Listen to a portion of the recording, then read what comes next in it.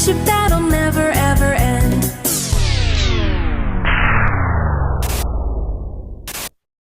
Run!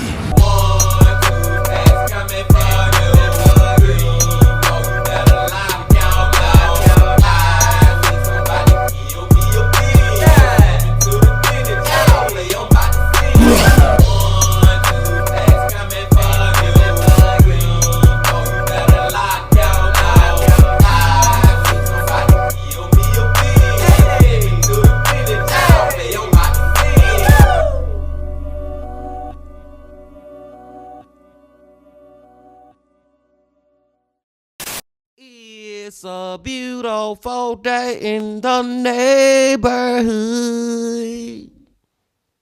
Reaction Beanie Yo 674. Tighten that neighborhood, my brothers and sisters. It is that time to get into another one of these true crime, horror, dark, deep, and mysterious, what the is going on type of videos. And we're about to go back to Jose Ortiz from Evil Intentions. Back to Evil Intentions, being team. And the title of the video is Sick Obsession and Jealous Rage. Convinced her best friend was her lover. Story of Piroska Lantos. Now, I've said it before and I'll say it again, being team. Love can be a dangerous freaking thing, man. Especially when someone loves you way more than you love them, to the point where they are obsessed with you, to the point where they feel like if I can't have you, nobody else can. You know what I'm saying, man? It could get real freaking dangerous real freaking quick. Now, I don't know if that's exactly where we going in this story, but we're about to see. But before we see, my brothers and sisters, y'all know what y'all got to do. Get whatever you may need. Get what you need, please. We are back to Evil Intentions. Once again, y'all got what y'all need. Y'all ready to go? Then let's go. There are times in life when you come across people who truly struggle with who they are. You might find themselves trying to say or do things to impress others, kind of like they have this image to uphold. But the whole time, they're fronting on how they really live. It's something you hear a lot about these days, whether it be influencers or maybe people at work. Now, most times, it's pretty easy to just brush that stuff off. But there are times when that type of behavior is just a little too hard to ignore. In today's video, you'll notice that I spent a good amount of time talking about both of the main individuals in today's story. The reason for that is that there are certain behaviors and certain patterns that take place, and sometimes it's not overnight. It's a slow build-up, behavior that's been showing itself for years and years. Today's video will be my last of 2024, and my only advice going into the new year is to try your best to make it a happy one and be yourself. Today's video contains some details that'll be very hard to listen to, so before jumping in, please keep that in mind. Viewer discretion is strongly advised.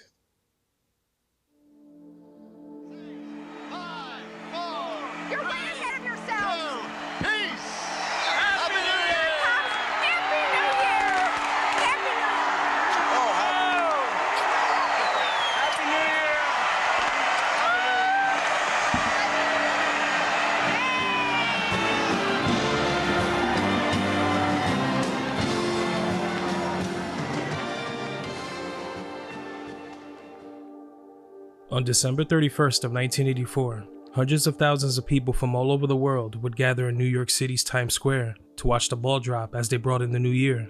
For many, the evening is full of festivities, parties all throughout the night, and after, the opportunity to start anew with a clean slate.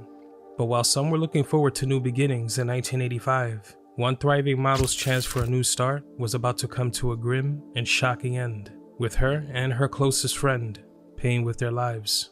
On today's episode of Evil Intentions, this is I'll Find You, the story of Piroska Lantos.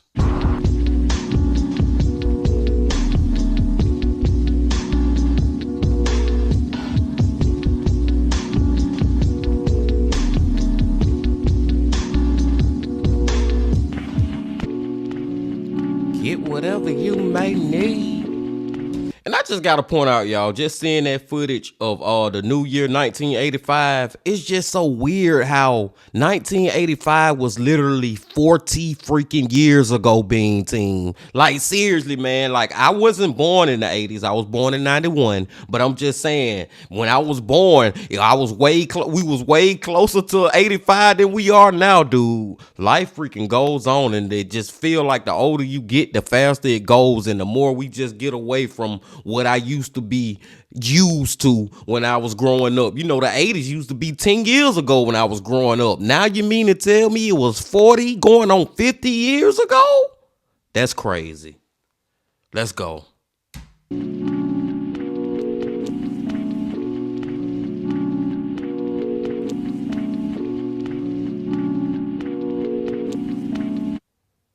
Piroska Lantos was born on February 7th of 1955 and resided in Hungary, Central Europe.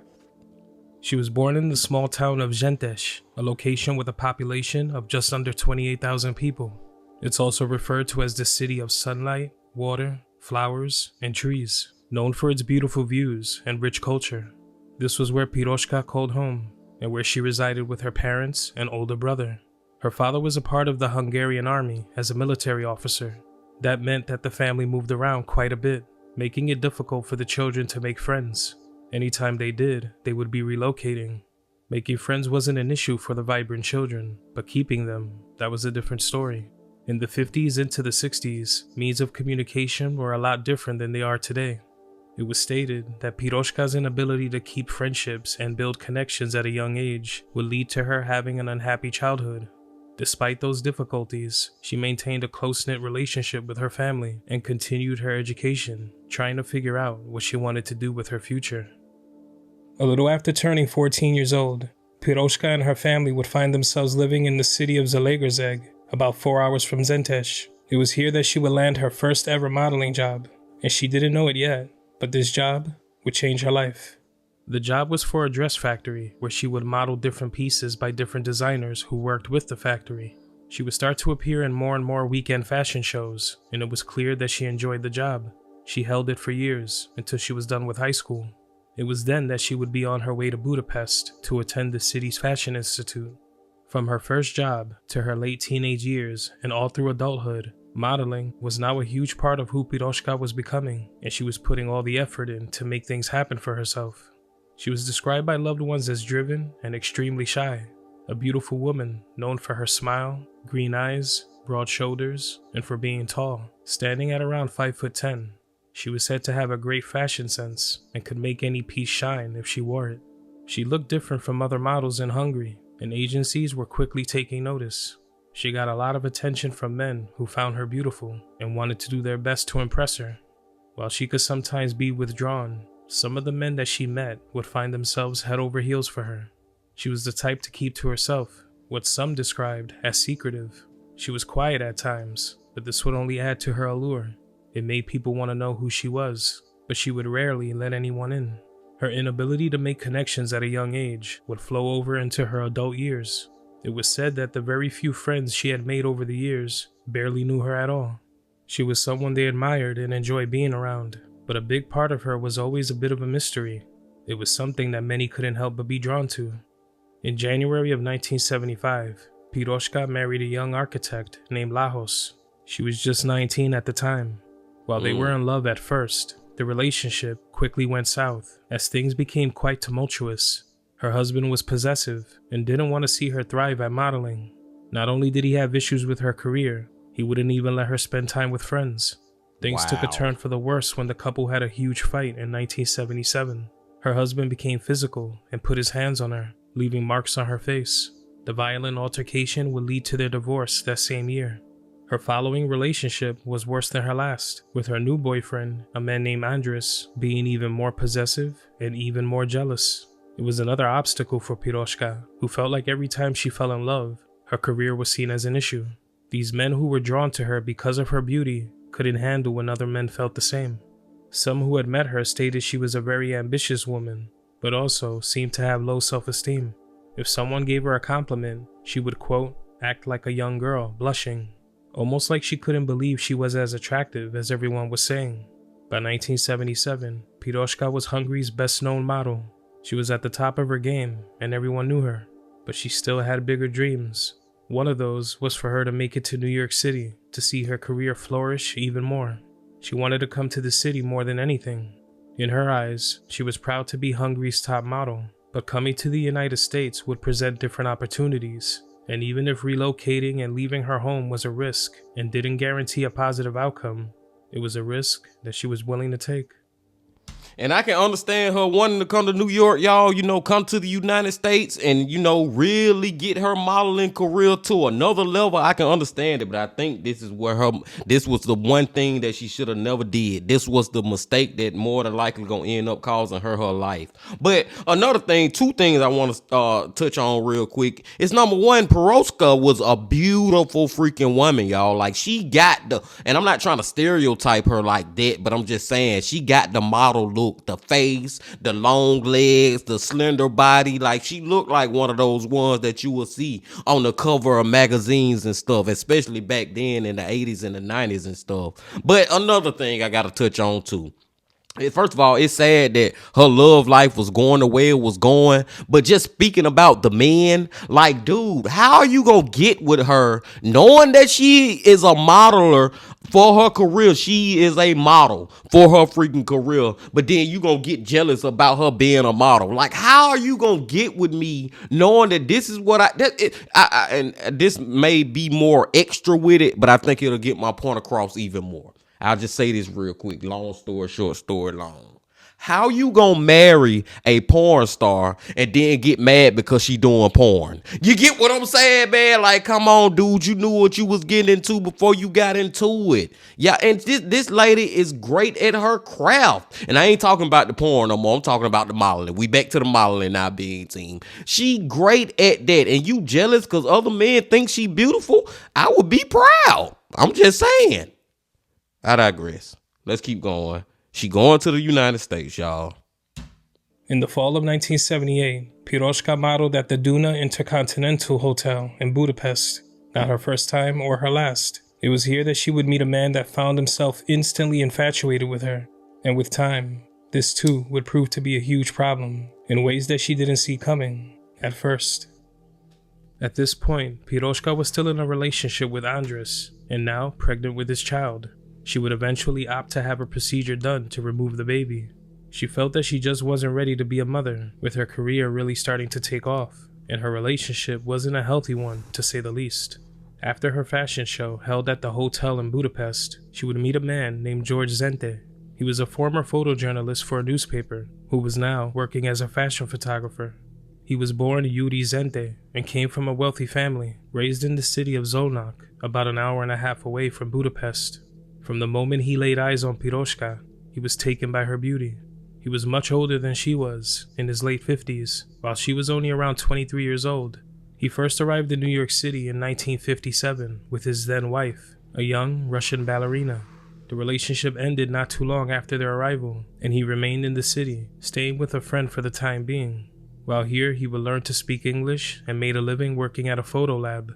His biggest goal was to open up a fashion photography studio, which he would do in 1968. The studio was located on East 25th Street. He used money he inherited after his father passed away and joined in the venture with another photographer, a woman named Clara Ike. She didn't know much English when she arrived in the city and didn't have a job yet, which she needed to be able to stay in the country. Zente would help by getting her a job at a photo lab and becoming her translator. They also lived together for a while, but over time, it would become clear that Zente wasn't really helping from the heart. It was more like he wanted to control her or have some sort of power over her.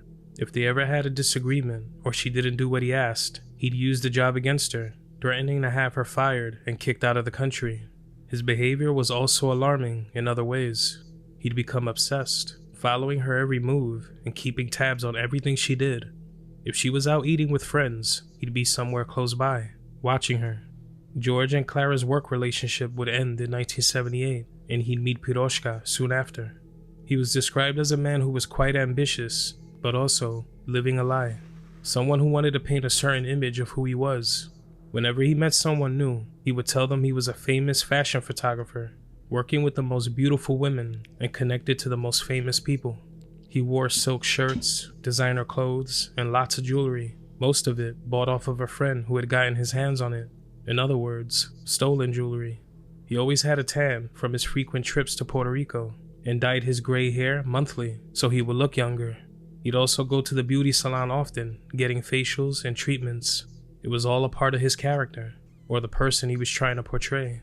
In reality, those who knew better knew what he was really about. He'd spend most of his time on the Upper East Side, around 79th and 80th Street.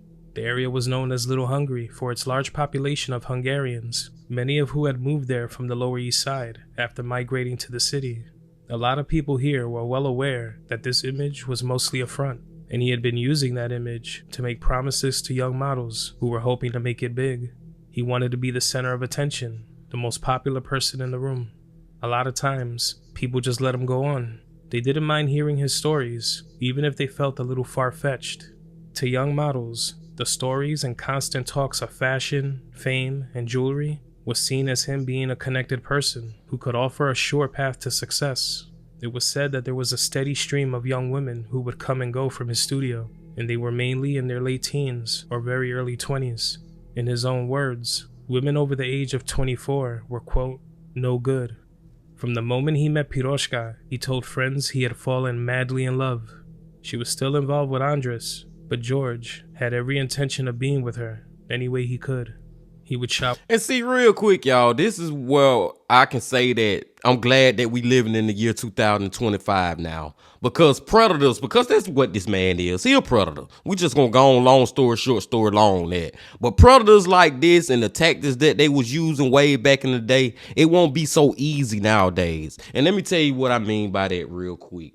You know how he was portraying that he was this big time, whatever, agent or model agent or whatever he was portraying to be and recruiting and bringing in all these models and trying to say how he got this big clientele and he done worked with this woman, this popular model and that popular model and all that. In 2025, it's eager to Google search your ass and find out how popular and how successful you really is. You know what I'm saying, man? But back then, it wasn't no internet. You couldn't search up this man's name and see how many models he actually had worked with, how many different model shows have he been a part of, or whatever. Y'all, I already know y'all know what I'm saying, man. That's just another positive thing I can say about living in the year of 2025. Freaking Google. You can find out how real somebody is about what they saying or not. Let's go. Shower her with fur coats, designer clothing, and cosmetics, while promising to make her a huge star in the States when the time was right. He began to take photos of her, one of them being by the Danube River. He told Piroska that this photo would appear in a future edition of Vogue magazine. Of course, she was excited at the idea. She was looking forward to being famous back in New York, and ready for her name to be known all over. She was ready for whatever he put on the table. Those photos never appeared in Vogue. Instead, they ended up being copied, blown up in size, and plastered all over George's walls like wallpaper. That way he could see her face anywhere he turned, something she wasn't even aware of. This went on for years, and George's feelings grew stronger. While she didn't exactly see him the same way, they were in a relationship of sorts. She had an interest in him at first, but it would begin to fade as she got to know him more. While she was growing less fond of him, he was talking about marriage and trying to make arrangements for their wedding, telling everyone he knew that he would soon be marrying the most beautiful woman that he had ever seen. Her father was completely against this, but it didn't mean anything to George. He wanted to be with her however he could. By 1983, Piroska was falling on hard times and feeling stuck. She had been in different relationships and made a lot of things happen for herself, but she was struggling. She was now living in Paris since 1981, and her new husband was always asking for money and lied about being a successful real estate developer. He had given her the impression that he was a millionaire, which wasn't true. She would tell people that she feared for her life and didn't want to be with him because he had made threats and even called the police on her one time, accusing her of being a spy. She was questioned for hours because of this. It only pushed her away. She was becoming desperate and needed a way out of it. That's when she made a call to George in New York in late 1983. She asked him to come get her. She wanted to get out of France and out of this relationship. Over the years since they met back in 1978, George never stopped trying to gain her affection. He would see her every chance he could whenever he visited Budapest and kept in contact whenever he was back in New York City. He had been through his own issues, with his mother passing away and other on-off relationships. He knew she was with someone else, and she didn't appear to be very interested in him romantically, but he also didn't seem to care. He'd place long-distance phone calls from New York to France, speaking with her for hours, resulting in insanely expensive phone bills. And it was almost as if everything revolved around her and this image of himself that he put out to the world. He had been with other women throughout the years, and his strange, obsessive behavior was the same with all of them. He wasn't shy about how strong his feelings were, and she was well aware. People stated that George was her only way out of this situation. Once he fixated on Piroska, nothing could shake his focus. He continued to make promises and offer her the world, referring to her as his 20,000-degree flame. To his friends, it was all very exciting, hearing all about this love affair with a beautiful, mysterious young woman. Over time, him speaking about her would come to be known as the Piroska affair. He couldn't wait to have her in New York to show her off to everyone. She was finally able to make her way to New York City in March of 1984, and reality quickly set in. She moved. Man, this is just so sad, man, because it's like Piroska just had. She never had luck in her relationship life. This is her third husband that she done been with. I don't know if Jose said that she got married to the third dude over in France, but they was together. I think he probably did. But regardless, man, and even he turned out to be bad for her. A crazy mother, you know what, man. So now she calling on the predator. And the reason I'm calling him a predator more than anything being team is because he in his 50s. And this young, beautiful woman is in her early 20s. You know what I'm saying? Now, is it legal for them to be together? Yes, it's legal, but I'm sorry. I just look at anybody who a fucking 50-year-old who messing with a 20-year-old, bro, you still a freaking predator to me. Maybe not literally, but it figuratively or whatever the freak I'm supposed to be saying. But I know y'all get what I'm saying too. But it's like she kept getting into these relationships, getting married to these dudes, and they just turning out to be freaking crazy, you know what, like I said. And then she end up calling on somebody to come save her, who is also a crazy, you know what. She just had bad luck in her love life, man. Moved in with George at 25 Tudor City Place, a small studio apartment, a lot different from the big New York penthouse that she imagined. The way he spoke, he had all the money and the fame. In reality, he didn't even have a photo studio anymore. He had also sold off most of his cameras because he was drowning in debt. Piroska, on the other hand, would soon be signed by the Legends modeling agency and making upwards of $2,500 a day for every shoot. She also went by the name Sarah de Lantos after changing it in a previous marriage, and her career was really starting to take off. She worked with huge brands and was becoming a familiar face in the fashion scene, not only in New York, but across seas. Anyone who met her found her stunning.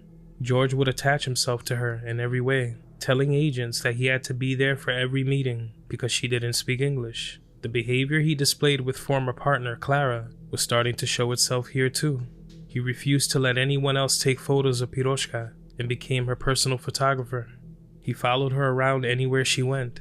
If he wasn't right at her side, he was nearby. There was even one time where she had a fashion show in Madison Square Garden. The presentation lasted almost 6 hours. George waited outside the entire time.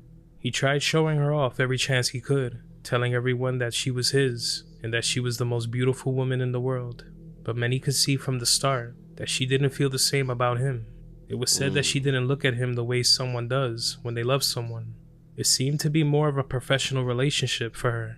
If he wanted to be intimate with her, she would tell him that she was too tired from her long shoots. The relationship remained this way. To those in their circle, Piroska seemed disgusted by George. It was stated that she said the following to a friend: "I'm fed up. He's old and ugly. He keeps telling me he loves me and that he'll wait forever. I'd rather die first." In order to distance herself from him, she moved out of George's place and into a new apartment on East 72nd Street. She hoped that he would loosen his grip after this, but he never did. It was as if the distance only made him more obsessed. In August of 1984, Piroska wrote a letter to a woman in Paris named Agnes. They ran in the same circles in Budapest and France and became close over time.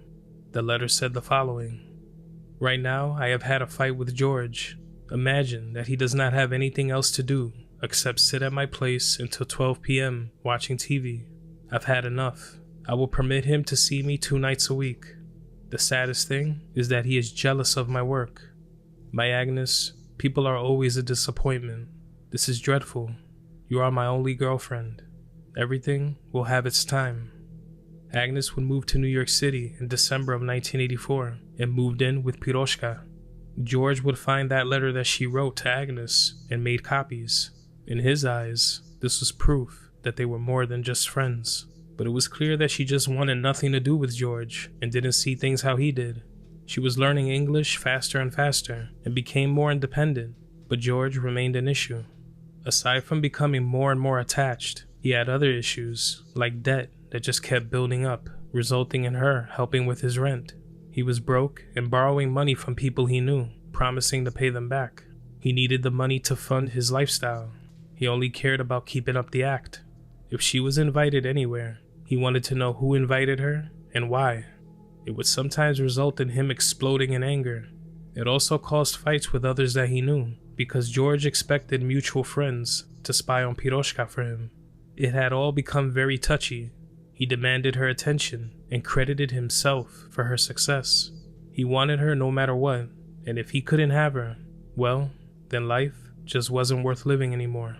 Throughout all of this, friends of George stated that he had become depressed and said on numerous occasions that he didn't care to live. The years of lies and acting like he was someone he wasn't started to catch up, and his fixation on Piroska became even worse. He saw her friend Agnes as a threat and hated her. He hated their friendship, and Agnes wasn't fond of him either. When he found out that they were sleeping in the same bed, he continued to accuse them of being lovers. He would have 2 mattresses delivered to her apartment, demanding that they be put on opposite sides of the room. Agnes would always tell Piroska to cut George off completely, but her response always was that she could handle him. On December 19th of 1984, George went over to Piroska's apartment to pick her up for a date, but she was nowhere to be found. She had gone out with Agnes. This only made him hate her even more. He ended up getting drunk at a bar and called her non-stop that night, leaving messages on her answering machine, each message more cryptic than the last. Like seriously, y'all, before we even listen to the answering machine real quick.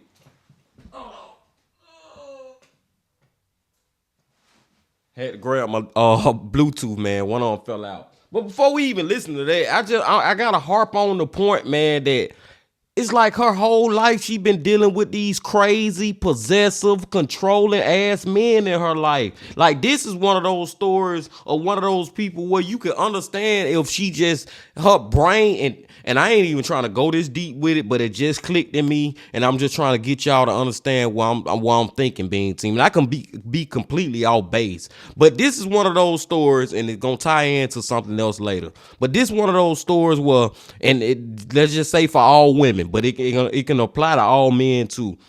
But this one of those stories where a woman will start to think that all men is like that. Like, I don't want to be with no more men. I'm done with all of them. You know what I'm saying? They always controlling, trying to tell me what to do, always trying to watch over me, trying to freaking tell me to not do something that I love, which she love modeling. You know what I'm saying? It also ties into her. Maybe that's why she was with Agnes, a woman. Maybe she had gave up on dating with men by this point. You know what I'm saying? It's just like, dude, it's so crazy, man. And I just don't like where we going with this, because this dude George is just getting even more crazy and possessive and more freaking crazy. But let's keep going. Where are you, Piroska? Club A? Or are you somewhere else? You tricked me. You told me to pick you up at 6, and you were gone. Piroska, you're never going to forget this. I'm at Club A. You're lucky I didn't find you, but I'll find you. Piroska, please, cool this thing down. You know I'm never going to leave you alone. Please, stop. You're stretching the string. On Christmas Eve of 1985, Piroska, Agnes, and George ended up at the same party, and while there, the women spent their time sitting on a couch, holding hands, and speaking to others. It made George furious. Look at them. They're flaunting their relationship right in my face. How much can I take? He told a friend. Others didn't see it the way he did. But regardless, George would become more enraged at their friendship.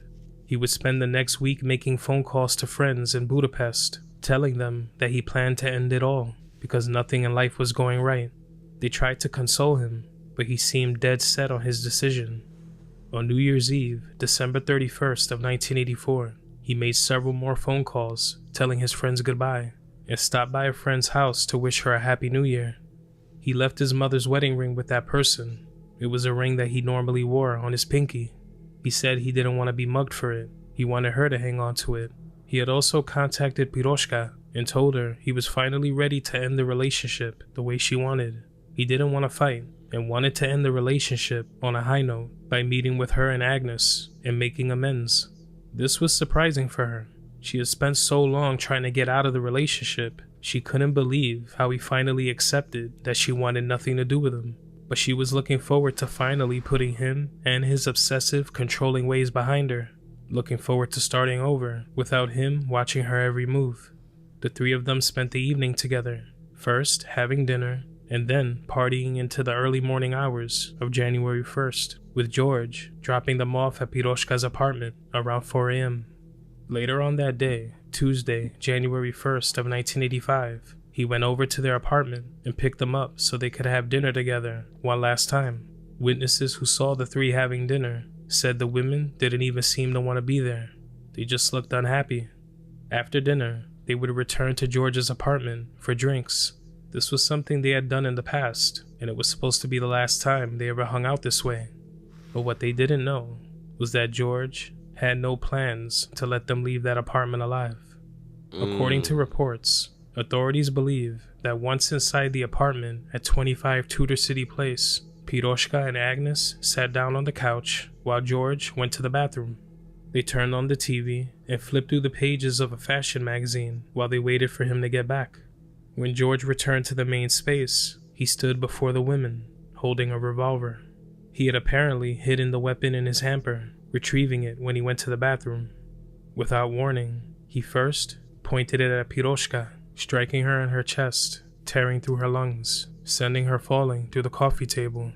He then started firing at Agnes, striking her a total of 3 times in the chest, her body collapsing right next to her friend. He then went to the kitchen where he reloaded and opened up his shirt, pointed the weapon at his chest, and let off a total of 4 shots, 2 of which would puncture his lungs, making for a slow end as he choked on his own blood. From one moment to the next, a few drinks at Tudor City Place had now turned into a night of horror. The man who just didn't know how to let go had now done the unthinkable. It was something nobody ever expected to happen in Tudor City. The carnage in apartment 219 left residents floored. Only one neighbor reported hearing the shots. This would have been a little past midnight, January 3rd of 1985, but their bodies wouldn't be discovered until later on that morning, a little before 10 a.m. When authorities were alerted, they would find all 3 of their bodies lying in pools of blood, surrounded by broken glass and champagne bottles. As the bodies were removed, they investigated the rest of the apartment. That's when they found a tape recorder and were surprised at what they heard when they pressed play.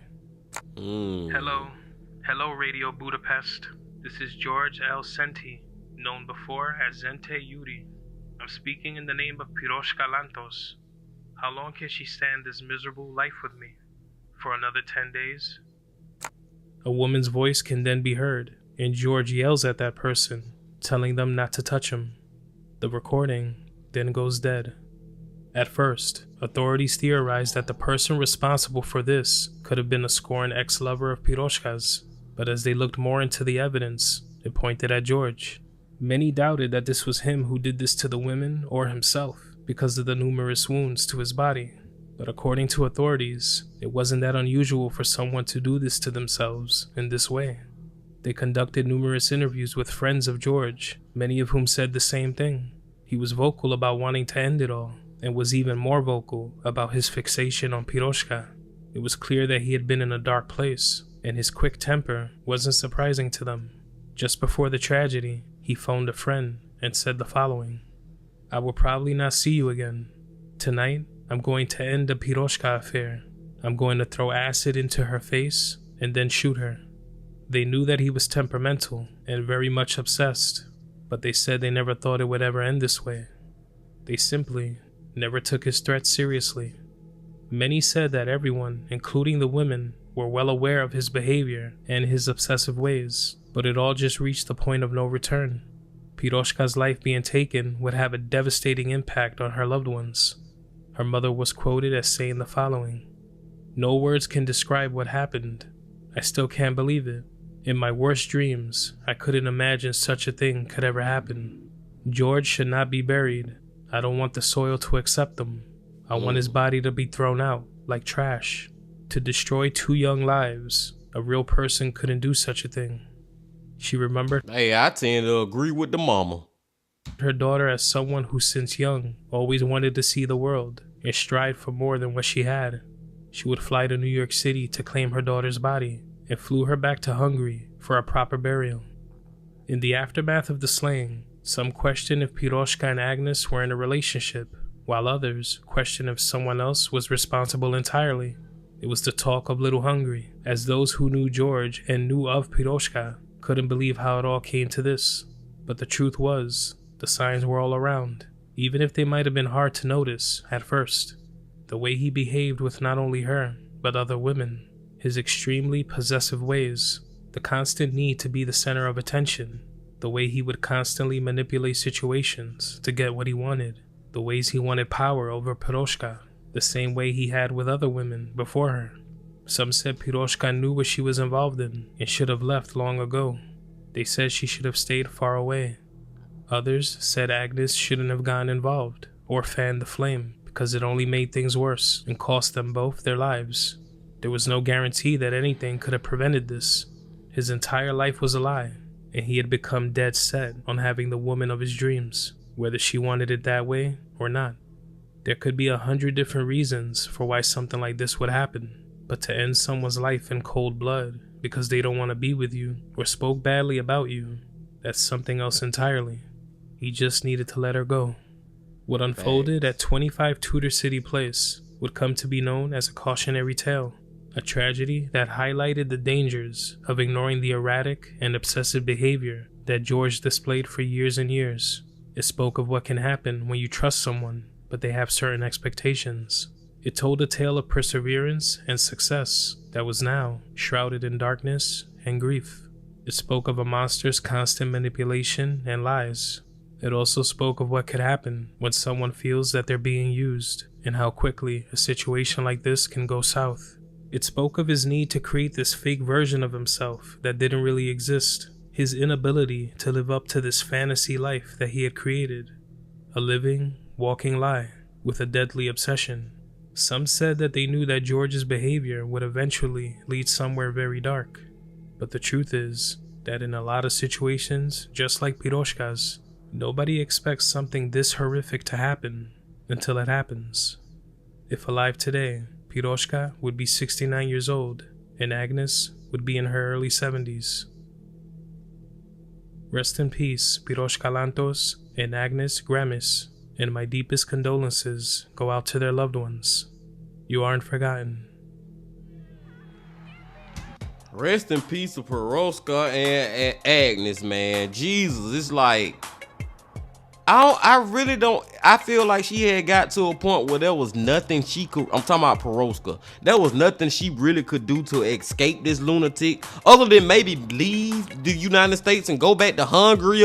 But as crazy as he was, he probably would have followed her over there. Like, this dude was that freaking obsessed, man. And he always, I feel like he had been thinking about not only murdering her or murdering himself, because he was telling his family and friends, oh, I'm gonna end up murdering myself, I'm gonna end up killing myself. But the whole time too, I bet he had it in the back of his head that he was gonna do that to her first, and Agnes. He was gonna get them too. He was gonna bring them to the afterlife with him. You know what I'm saying? As sad as it sounds to say that, being team, I think that what was going on in this freaking maniac's mind, man.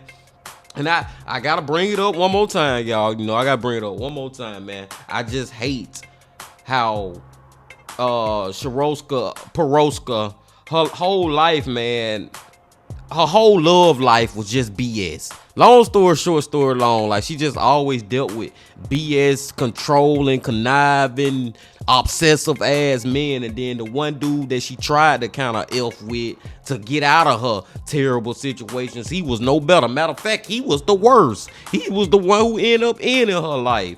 And oh man, I don't know, y'all.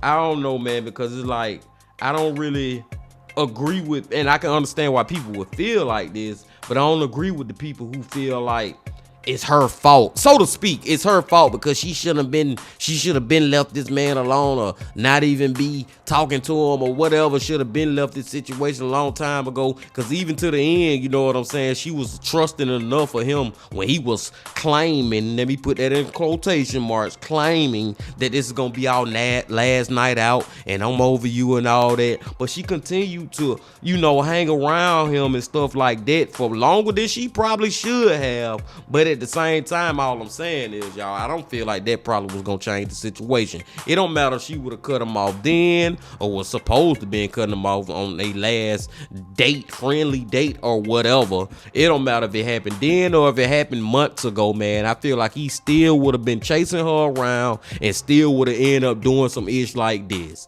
I'm not blaming her at all. And like I said also, and I could be wrong on this, but it is something to think about. Maybe the whole reason that she was even with Agnes is because she had got so tired of all the men in her life, and she was thinking, maybe it's time for me to try and be in a relationship with a woman. I don't know, Bean Team. It's just something that I'm throwing out there.